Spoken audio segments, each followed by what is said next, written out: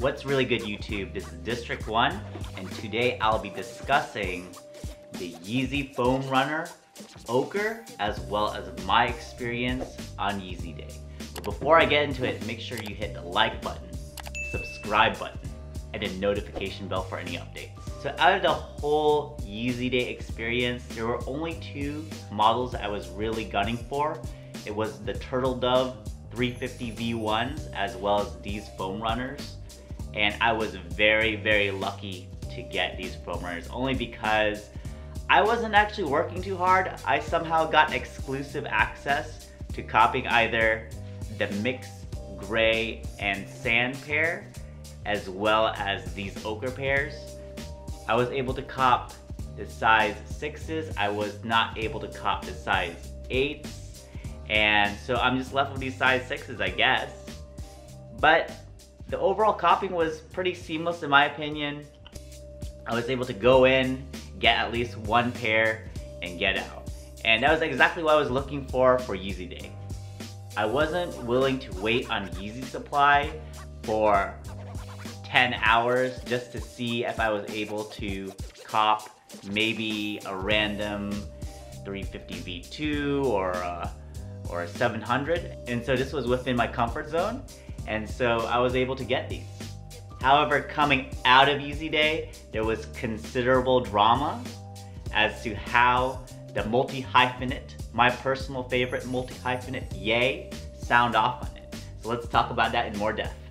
So if you haven't been following the sneaker news, Kanye sounded off on his Instagram, DMing Complex Magazine irate at how Adidas has been number 1, stealing Yeezy concepts, number 2, stealing Yeezy employees, and number 3, stealing colorways and production talent. So for Yeezy concepts being stolen, I feel like successful design languages usually transpire brands sometimes, but it's difficult for the original creator to see their concepts adopted so blatantly. I mean, you see this with Salehi's Pollux Crocs and how he transitioned to some of the Crocs models that are coming up. And so I do really feel Ye here on this. Also at the other end of the spectrum, at the end of the day, employees will be employees. And so if you're an employer, you'll have to make sure that working at Yeezy is a better proposition than actually jumping ship to Adidas headquarters. Also, colorways are very seasonal, so it's a hard thing to really take full ownership, even though Earth Tones is very iconic for the Yeezy brand. So I'm not surprised that Yeezy is angry at the fact that Adidas is also adopting their colors. So let me know what you guys think down below in the comments. Do you feel like Ye went too ham in the DMs? Or do you think it's well justified? So enough about that drama, and let's get into the product itself. So going into the very cleverly constructed box for the Yeezy Foam Runner, here you see the box going completely in and out. So you can see here foam being on the top of the box as well as runner in, and actually the sizing and the code for the foam runners are actually inside the box itself. So the official colorway of this foam runner is called Ochre, and it is the typical earth tone that you'd expect from the Yeezy brand. And also another cool aspect of these foam runners are that they are also made in the USA, and it's indicated in the sticker inside the foam runner as well as the injection molding insert inside the foam itself. So the materials used for this foam runner is made out of algae foam, which is Adidas's corollary to Crocs Crosslight foam, but they boast more recyclability.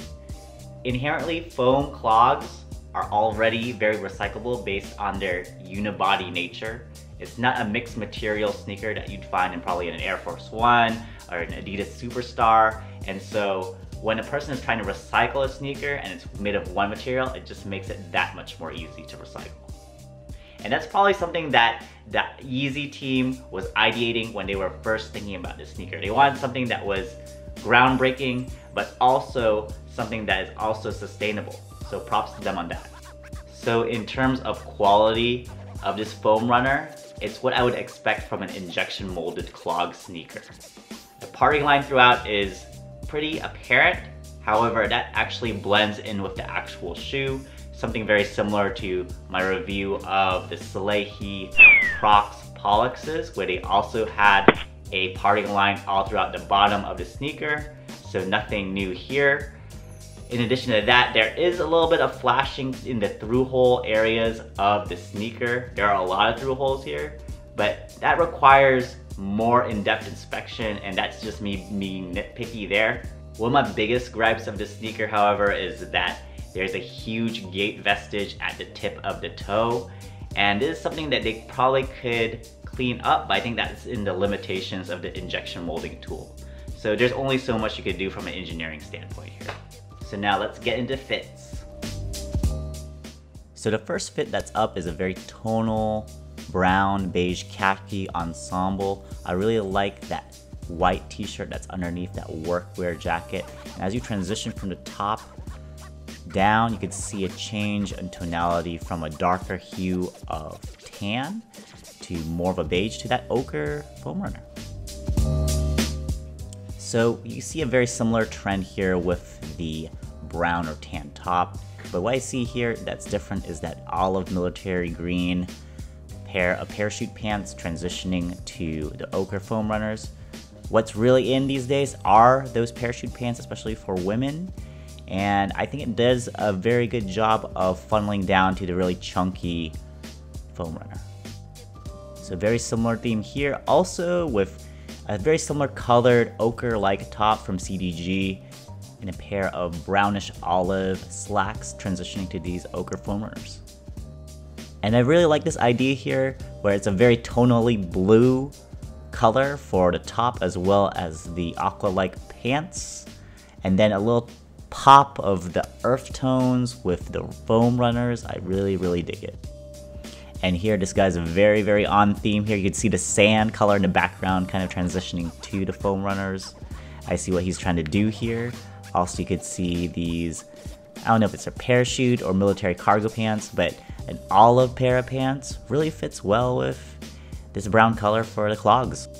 So in terms of buying in the aftermarket, they are double the price of what retail would be generally. So it depends on if it's worth it in this given time that you want to style this pair of clogs, but I would advise you guys to wait until there's another Yeezy Day or another restock, because a lot of these colors are very similar to each other.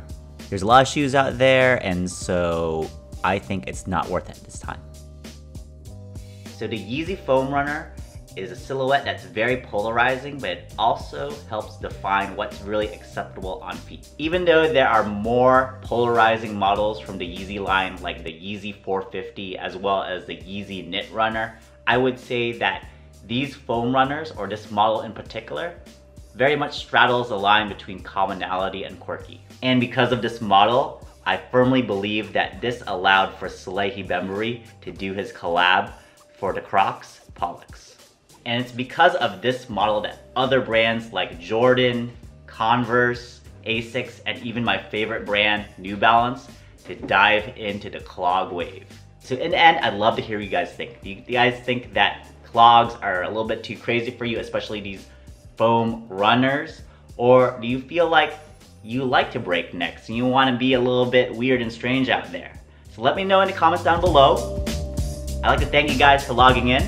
My name is District 1. Make sure you hit the like button. I'll see you guys next time.